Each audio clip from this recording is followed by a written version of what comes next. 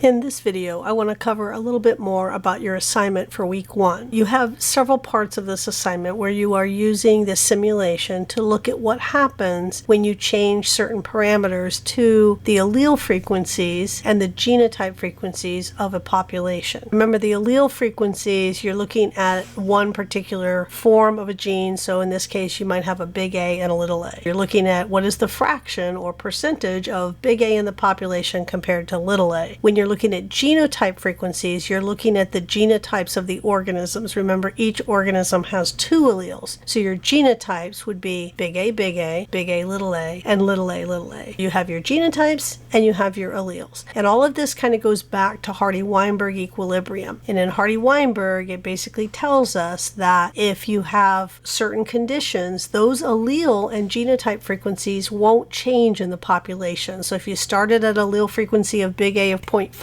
it's basically going to stay at 0.5. And then your genotype frequencies would also, in that particular case, be 0.25 of the big A, 0.5 of the big A, little a, and 0.25 of the little a, little a. And that would stay the same if all of the assumptions of Hardy-Weinberg are met. And that means no evolution. Now, evolution is when we get a change in those allele frequencies, and Hardy-Weinberg lays out how you get those changes. Those changes can occur if selection is working. Those changes can occur if we have migration into or out of the population. Those changes can occur if we have mutation in the population. So just imagine if all of a sudden one of your big A's becomes a big B. Now your allele frequencies are going to be different. Also, if we have non-random mating, if all big A's mate with other big A's and all the little A's mate with little A's or something similar to that, we're going to see a shift in those frequencies. The last thing that could happen is if the population is small. In Hardy-Weinberg, it's assumed to be infinitely large. Anything smaller than that could cause random changes in these allele frequencies. So those are the mechanisms that can create evolution, and that's what they're asking you to do in part of this. First, what they're asking you to do is to look at some standard protocol that they're giving you. We're going to run it for 100 generations, and basically what they're showing here is if we look at what the settings are, we have an initial population of 300. So it's not infinite. We're not going to see a perfect flat line, no changes in allele frequencies. We're going to see a little jumping around because there is a little bit of what we call genetic drift in there when you have a population that's less than infinite. But everything else here, the equal sex ratio, the mortality, the zero migration, the fact that the relative fitness rate is 1 for everybody, so there's no selection, there's no assortment of mating. In this particular model, we've taken away all of the possible mechanisms of evolution with the slight exception of we might get a little bit of genetic drift because we don't have an infinite population. So what they're asking you to do here is to watch what happens to your population when we set these parameters. They're asking you to do it several times here. So all you're doing between data 1 and data 2 is just rerunning it. So starting it over. And what they're trying to show here is that when we rerun it, we might get a similar answer. It may not be identical because, again, with this population size of 300, it's not infinite, and we can see some random fluctuation in those allele frequencies when we have a less than infinite population. But we're not going to see anything else going on there because we've set all of our parameters where there's no selection, no migration, no mutation, no non-random mating. So the only thing that could be affecting it there would be these slight variations because of the smaller population size. Now what they're trying to do in data run 3 is to show you that if you started at a different starting frequency, so at first you're starting everything at 0.5, if you started at different frequencies, they want you to see what's going to happen there. The idea, remember, with evolution is that if it's not evolving, the frequency of the alleles should stay the same. So if I started at 0.2, it should stay at 0.2. If I started at 0.4, it should stay at 0.4 with some of those random fluctuations, of course, that we can't get around by only having a population size of 300. Those are your first ones, and you're going to do screenshots, and you're going to put those in your assignment, and you're going to answer the questions. What I really want to focus on here is the last part of this assignment, because here you are designing your own experiment, and you're going to ask about one of these things, or it might be something else you choose. What it's showing here is what happens if we relax one of these Hardy-Weinberg assumptions and we interject fact, one of these mechanisms of evolution. We allow selection to occur. We allow migration. We change the population size. So we make it smaller and smaller. We're going to see more of the effect of genetic drift. What if we introduce mutation? And what if we introduce non-random mating? These are all introducing one mechanism of evolution at a time and seeing what happens. So it wants you to change one thing, not a whole bunch, because if you change too many things at one time, you don't know what's causing the outcome. So we want to change one thing at a time. It's asking you to come up with a research question. What is your hypothesis? So what do you think is going to happen based on what you know about how evolution works in the Hardy-Weinberg equilibrium? You're going to set up the experiment and you're going to want to describe to your reader how you did that. One of the things I want to show you here is it is asking you to use something like Excel or Google Sheets to create a graph about the experiment that you just ran. This graph here is going to be different than the one that you pull off of the website. It's going to be one that you create. I want to show you what that might look like. Let's just pick the first one here. We're going to look at the effect of selection on changes in allele frequency. Here we are in the program, and what we want to do is to go ahead and put that initial population size up. Let me go ahead and put it at 500. Let me set the carrying capacity also at 500. The more I increase this, the less likely genetic drift is going to be an issue. So if I want to ask questions about one of the other mechanisms of evolution, I want to get rid of as much of that random genetic drift as I can. We're going to keep everything else here the same. If we want to look at the effects of selection, is we want to come down here and we want to give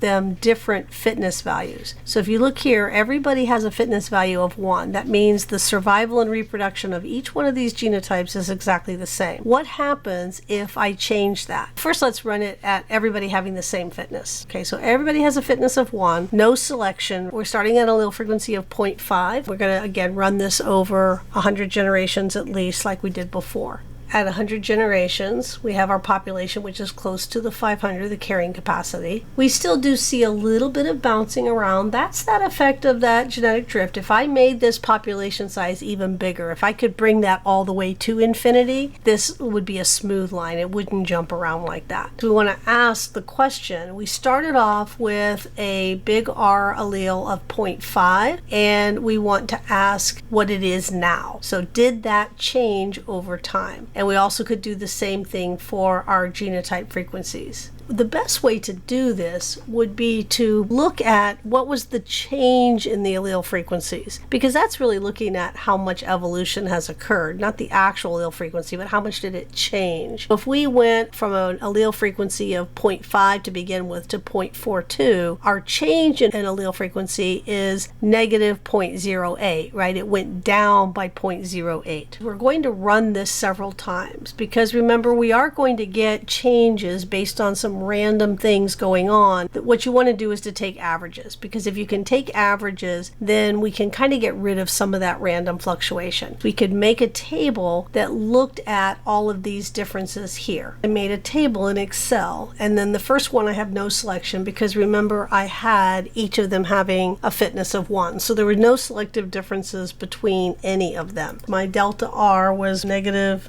0.08. That also meant that my little r went up by the same amount. They have to add up to 1. So if one goes down by that much, the other one has to go up by that much. My initial big R was 0.25. It's now 0.19. It went down by 0.06. My big R, little r had started off at 0.5. It's now at 0.45.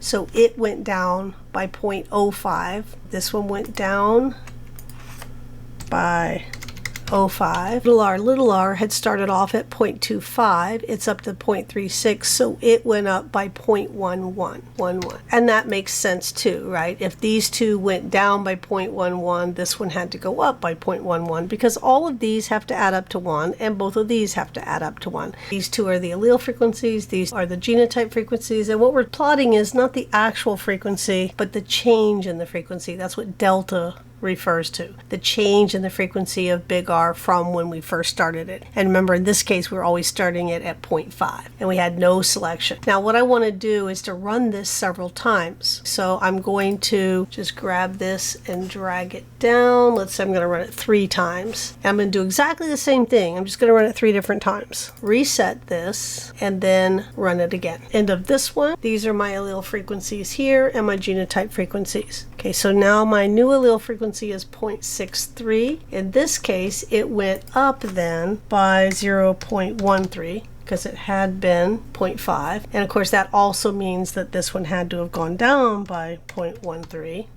So if we look at our genotype frequencies here, we can see that the proportion of big R is 0.37. It had been 0.25, so it went up 0.12. Big R, little r had been 0.5. It's now 0.51, so it went up 0.01. Little r had been 0.25. It went down 0.14. Now sometimes these don't add up to 1 just because there is a rounding error. So if we had been able to see this third decimal place, we could be a little bit more accurate with this, but we're going to leave it as it is. One of these has been rounded. Okay, so now we're going to run it a third time. At the end of this third run, we can see that we have the R allele. The big R allele is 0.52. Remember, it had started out at 0.50, so it has gone up 0.02. Little r, of course, has gone down 0.02. Big R genotype was 0.26. It had been 0.25, so it went up 0.01. The big R, little r genotype had been 0.50.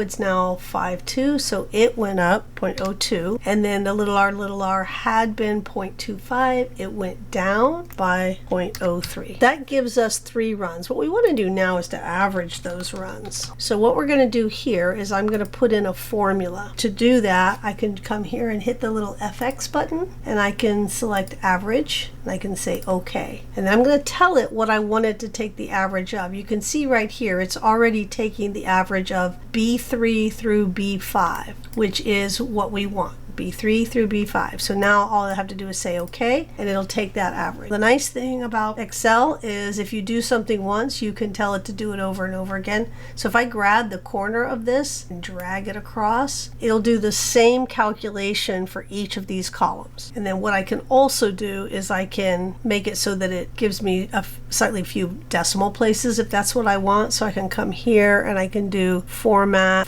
cells, number, and then decimal places. We'll go ahead and do 3 since rounding was giving us a little bit of an issue before. Now I've got sort of what the average was. So we can see that it bounced around a little bit, but on average we didn't see as much variation as we did for individual runs. So when I had no selection, my average change in the allele frequencies was 0.023 for the delta R, 0.016 for little r. We are going to put in another selection value. So let's go back to our model. Let's just make it so little r has a selective advantage. So what we're going to do is actually give the big R's a disadvantage. We're going to make it so that the big R genotype has a survival and reproduction that's only 90% of what the other 2 genotypes have. Now we could do it for the heterozygotes too. You could do it either way you want. I'm going to make it simple, and I'm just going to make it so that if you're big R, you have a disadvantage. And now we're going to go to the data and we're going to reset it. And so we're going to hit run. Okay, so now we see the data for our run where we had selection against big R. So I'm going to just put in 0.9 here. Over here, maybe just say selection against big R. So again, what this tells me is that the survival and reproduction of these genotypes, big R, is only 90% of what the survival and reproduction is for those other 2 genotypes. So we have a disadvantage if we are big R. And now we're looking at what is the change in the big R allele. Well, we started off at 0.5. It's now 0.35. So we had a negative 0.15 because it went down from 0.5 to 0.35. This little r went from 0.5 up, so it increased by plus 0.15.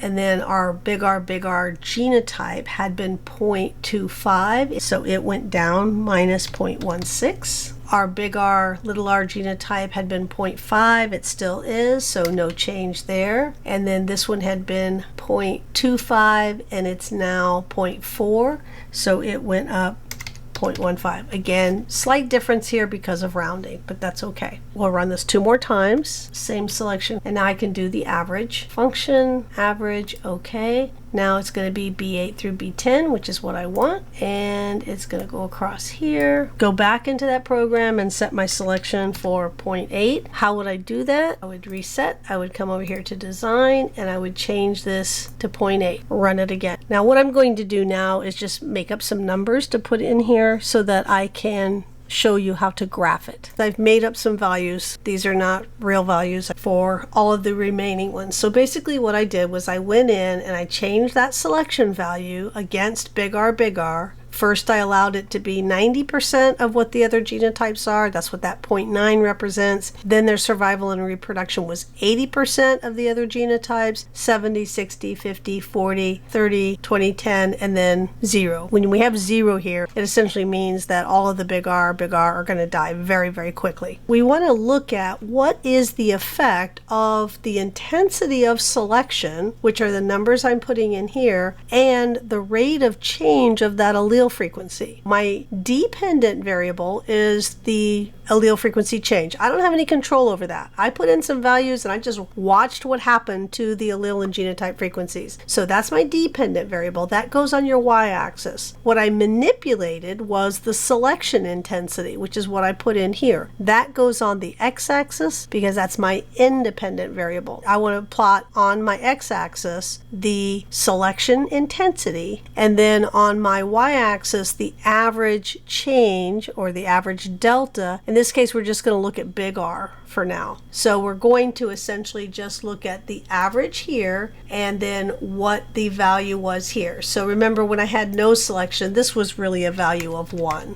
That meant that they all had the same ability to survive and reproduce. So what I want to do now is I'm going to create another table just to make it easier to work with Excel. I'm labeling these values that we have here that we put in for our selection relative fitness, because relative fitness looks at the fitness of one genotype compared to another. So if their relative fitness is 1, the big R had the same fitness as all the other genotypes, there was no selection against it. If our relative fitness was 0.9, it meant that the big R had 90% of the fitness, i.e. survivorship and reproduction, as the other genotypes. So that's our relative fitness. And then we're also looking at the average change in R, which we got from this value right here. We're going to plot this. I am going to grab these values and I'm going to do an insert up here, and I'm going to do a chart, and I'm going to pick this one, a scatter plot. If I'm looking at, let's say, population size over time, well, I know that from one year to the next, that population size does go from one to the other. If I had 20 individuals last year and 25 this year, that's a natural connection between those two things. When you're looking at just the effect of one variable on another,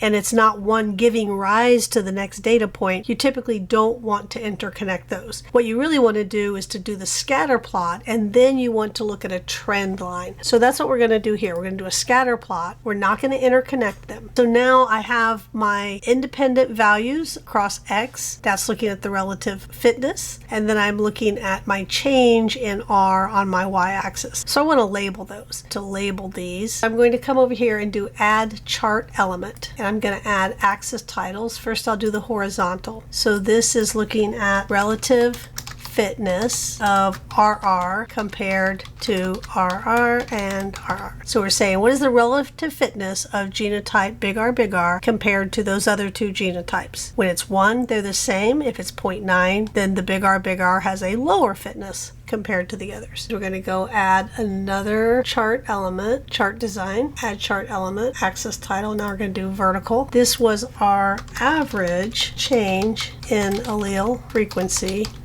of big R. I'm going to get rid of the title on top. If you look at most publications, you're not going to typically see a chart title on the top or a figure title. What you typically will see is underneath it a figure caption. So figure 1, and then I would describe what this figure shows. I'm going to go ahead and put in a trend line because clearly there is a very strong correlation between what my relative fitness is for big R and the change in the frequency of the big R gene. I'm going to right click on there and I'm going to say add trend line. It's adding that trend line. So we can actually see there's a pretty good strong correlation that every time I reduce the relative fitness of this genotype, big R, I decrease the allele frequency of big R. That makes sense, right? If big R doesn't survive and reproduce as much as the other genotypes, I'm going to start losing the big R's in the population. It's exactly what this is telling me. So remember, what we're looking at here is above 0. These are positive changes. That meant that big R increased, and then everything below that, negative. It meant that big R decreased in the population. So the only time it increased, and this was just a little random increase, was when they had the same fitness. As soon as I started giving big R that disadvantage, I started losing big R from the population. Now, one other thing I'll show you that you can do is on your trend line, if you choose, you can display the equation on the chart. This equation gives you the equation of that line. It's telling you how much does Y change for every change in X. If I decrease the fitness of big R, how much does that cause the big R allele to change? You could basically get any value you wanted by plugging it into this equation. Okay, so this would be something that you would then want to put in where it asks for the graph in your assignment.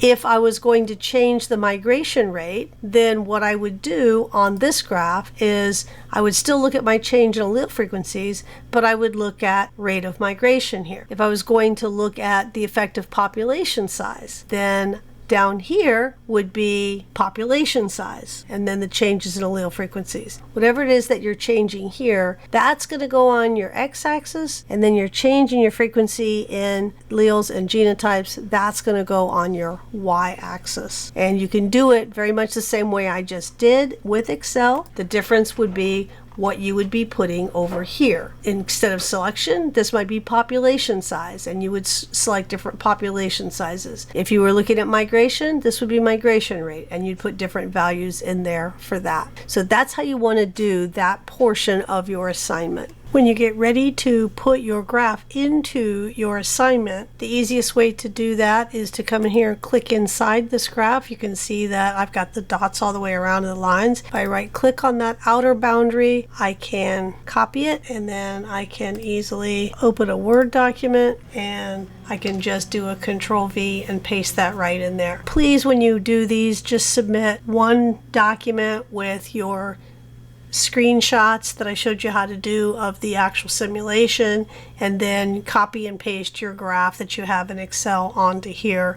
Please don't submit them as a variety of different files. Put them all into one Word file. It is also okay if it's a PDF, although Word files can sometimes be a little bit easier to deal with, but PDFs are okay too.